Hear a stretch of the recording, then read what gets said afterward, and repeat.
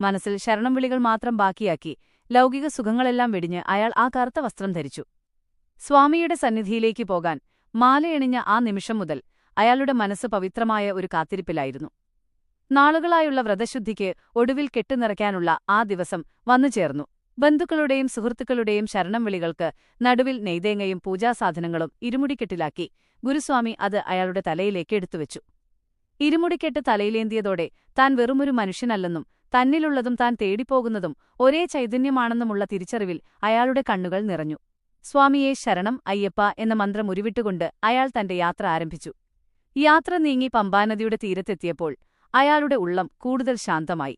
പാപങ്ങളെല്ലാം കഴുകിക്കളയുമെന്ന വിശ്വാസത്തോടെ പമ്പയിലെ തണുത്ത ജലത്തിൽ മുങ്ങി നിവർന്നു. ആ പുണ്യനദിയിലെ സ്നാനം അയാളുടെ ശരീരത്തിലെ ക്ഷീണമകറ്റി മനസ്സിൽ വല്ലാത്തൊരു ഊർജ്ജം നിറച്ചു. പിതൃക്കൾക്ക് ബലിതർപ്പണവും നടത്തി പമ്പാഗണപതിയെ വണങ്ങി അയാൾ ആ മലകയറ്റം തുടങ്ങി. മുന്നോട്ടു പോകുന്തോറും വഴി ദുർഘടമായി മാറി.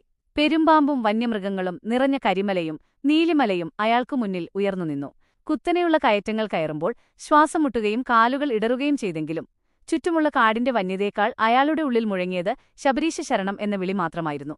കൂർത്ത കല്ലുകളും മുള്ളുകളും നിറഞ്ഞ ആ കാനനപാതയിലൂടെ നടക്കുമ്പോൾ കാട്ടിലെ മരങ്ങളും കാറ്റും പോലും അയാളെ അയ്യപ്പനിലേക്ക് നയിക്കുന്നതായി തോന്നി. കഠിനമായ ആ കാട്ടുപാതകൾ പിന്നിട്ട് ഒടുവിൽ ശരംകുത്തിയും കഴിഞ്ഞ് അയാൾ നടപ്പന്തലിലേക്ക് പ്രവേശിച്ചു.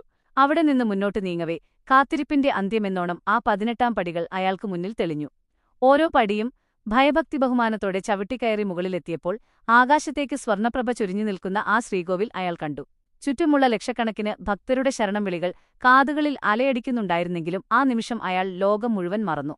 നെയ്യഭിഷേകത്തിന്റെ സുഗന്ധം വമിക്കുന്ന ആ തിരുനടയ്ക്ക് മുന്നിലേക്ക് അയാൾ ഒടുവിലെത്തിച്ചേർന്നു. അവിടെ ശാന്തസുന്ദരമായി പുഞ്ചിരിച്ചു നിൽക്കുന്ന കാരുണ്യമൂർത്തിയായ ആ മണികണ്ഠനെ നേരിൽ കണ്ട നിമിഷം അയാളുടെ ഉള്ളിലെ ഭക്തി അണപൊട്ടിയൊഴുകി.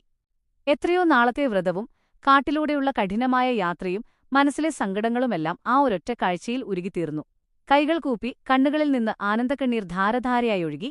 എന്റെ അയ്യപ്പ എന്ന് വിതുമ്പിക്കരഞ്ഞുകൊണ്ട് അയാൾ ആ പ്രപഞ്ചനാഥന്റെ മുന്നിൽ പൂർണ്ണമായി സമർപ്പിച്ചു നിന്നു.